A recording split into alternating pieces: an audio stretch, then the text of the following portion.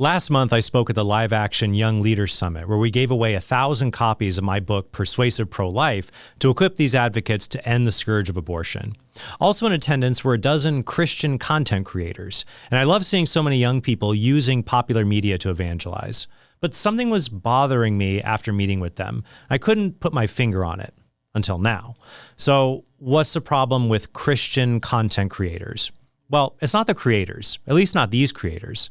I've seen a lot of their work and I'm impressed with their heart and skill. That doesn't mean I agree with everything they've ever said. It's just that I'm glad to see the overall godly orientation of their craft. Instead, what bothers me is the term content creator, and specifically being a Christian content creator. Now, once again, I'm not criticizing people who use this term. Kyle Whittington, who previously moderated our YouTube channel, hosts an excellent Catholic content creator conference at the St. Paul Center. So I understand the utility of the term content creator, and I'm not attacking anybody for using it. I just don't like the term because it sounds like an inhuman job in some science fiction dystopia. A content creator sounds like someone who mindlessly and inhumanly pumps out product to satisfy rampant consumerist demand.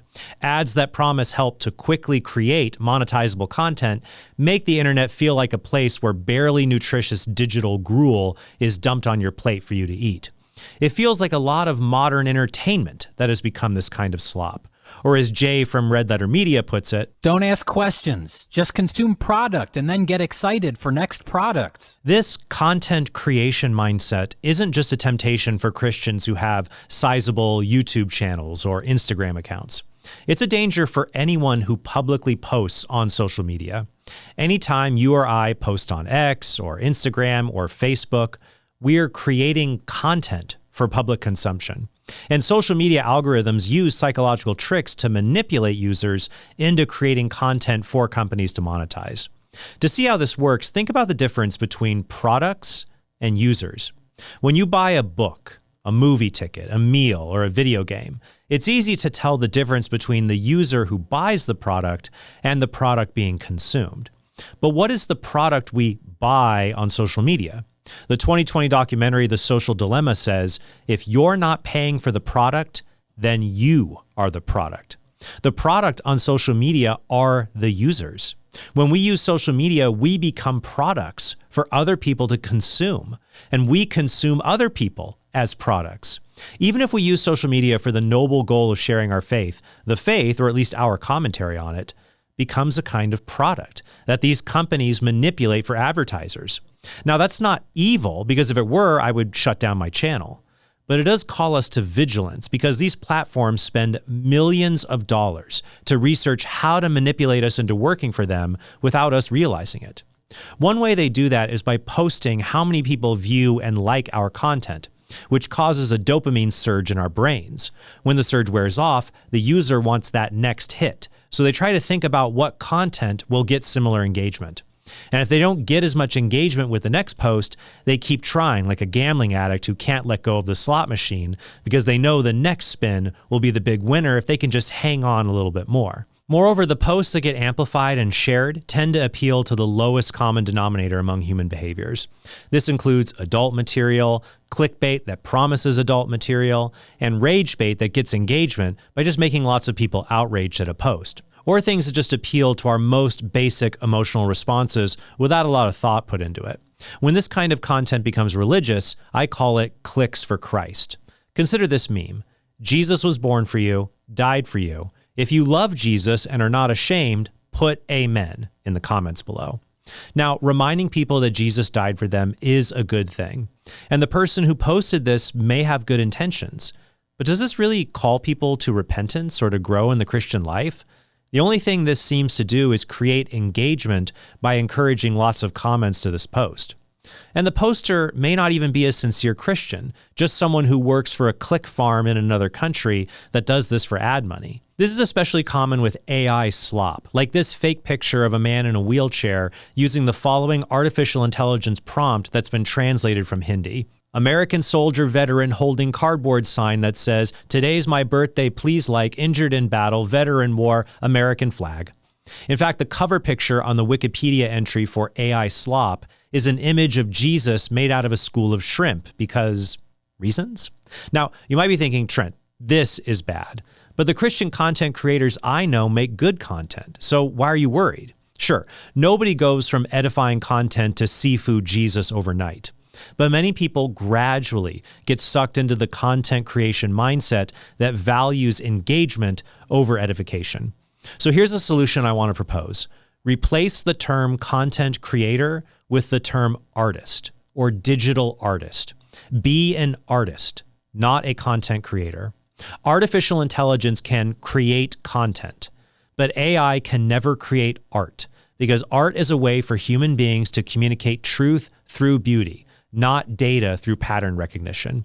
That's why I've instructed my editors to not use AI to create religious images for thumbnails, because I want to feature true religious art in my episodes. And I direct this to everyone, not just people who post online. In his letter to artists, Pope St. John Paul II said, "Not all are called to be artists in the specific sense of the term. Yet as Genesis has it, all men and women are entrusted with the task of crafting their own life. In a certain sense, they are to make of it a work of art, a masterpiece." Our lives are not pieces of content for other people to consume. They are works of art that reflect the beauty of our Creator. And the art we create doesn't have to be complex. A simple post on X can be art in the same way a haiku or a short poem is art. A picture on Instagram can be as artistic as an award-winning photograph. When we create something for others to read or view, we should consider it part of our vocation as a Christian artist. For most people, that'll just be an occasional artistic venture. But some people see that God gave them an artistic gift. John Paul II writes, "Those who perceive in themselves this kind of divine spark, which is the artistic vocation, as poet, writer, sculptor, architect, musician, actor, and so on, feel at the same time the obligation not to waste this talent, but to develop it, in order to put it at the service of their neighbor and of humanity as a whole." When Michelangelo sculpted the Pietà, Dante wrote the Divine Comedy, or Fulton Sheen preached with a chalkboard, these men were not creating content to boost engagement. They were making great art, which ironically leads to the highest forms of engagement, because people desire beauty even more than they desire pleasure. That's because God is beauty itself, and so the truly beautiful art always reflects God in some way. Christian art shouldn't exist in a Christian ghetto where it gets a pat on the head for trying. It should reflect ancient, traditional principles of beauty so that anyone, even a jaded modern person, can appreciate it.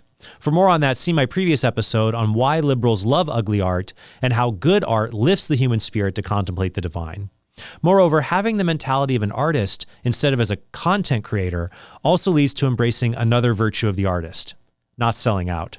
True artists don't care if their work makes money, or even if lots of people like it, hence the trope of the starving artist. They just want their art to be authentic and objectively good. It's better to be an unknown good artist than a widely popular sellout. Being a Christian artist on social media platforms means we should choose quality over quantity.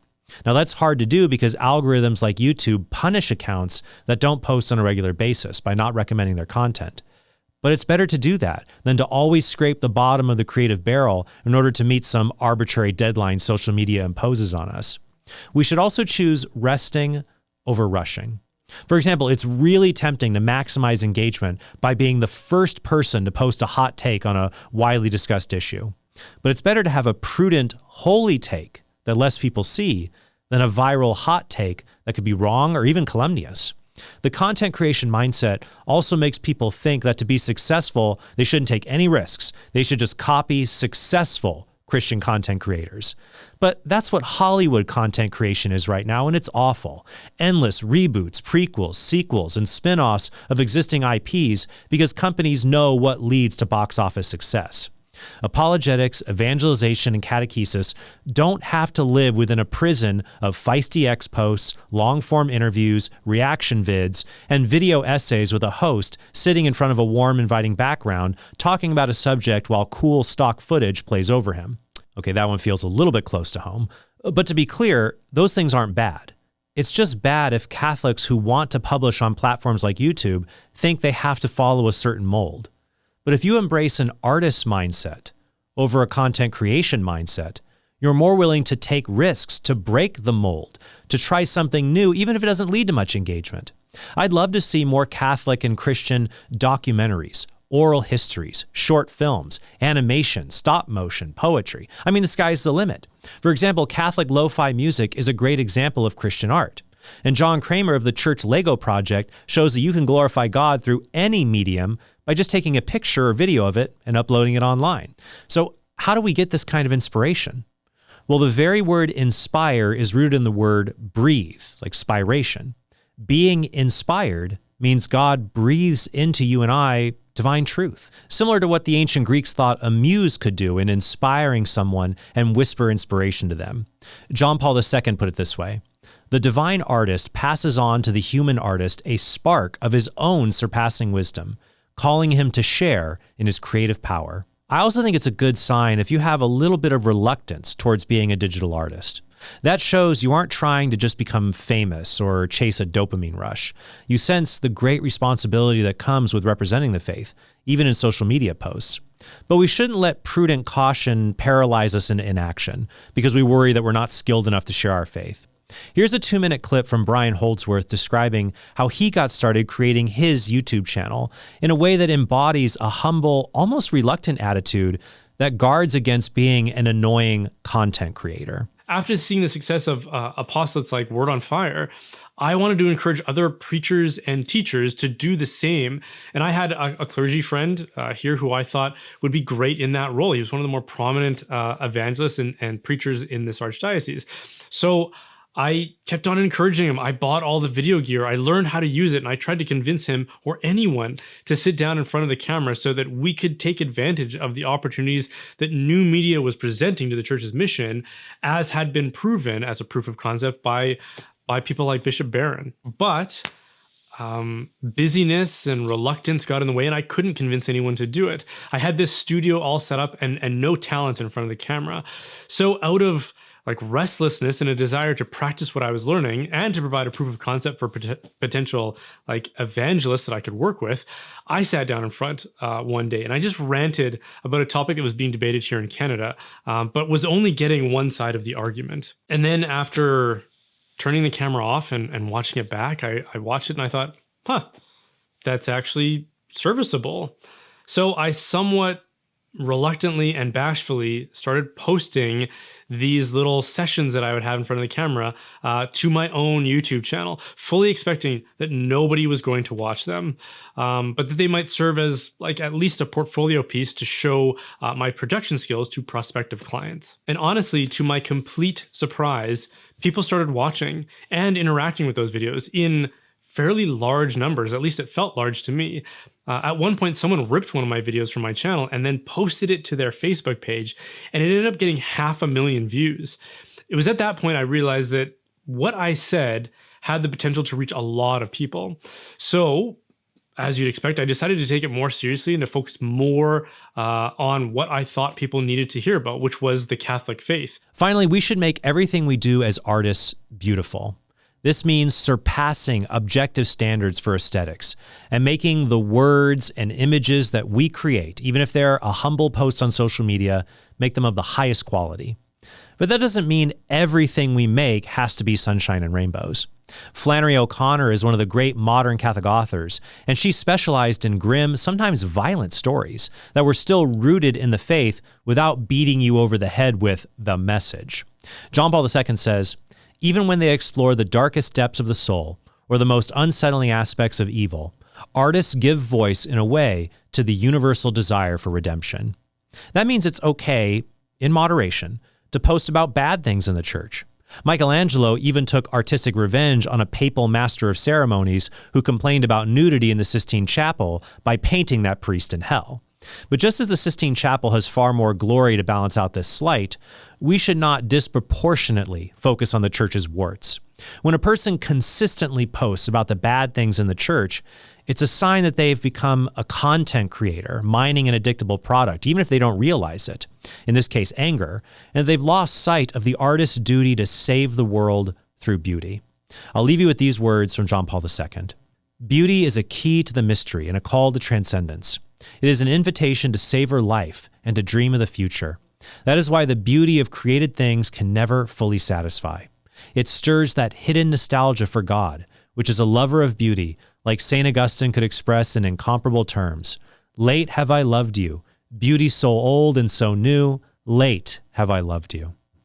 Thank you all so much for watching, and I hope you have a very blessed day.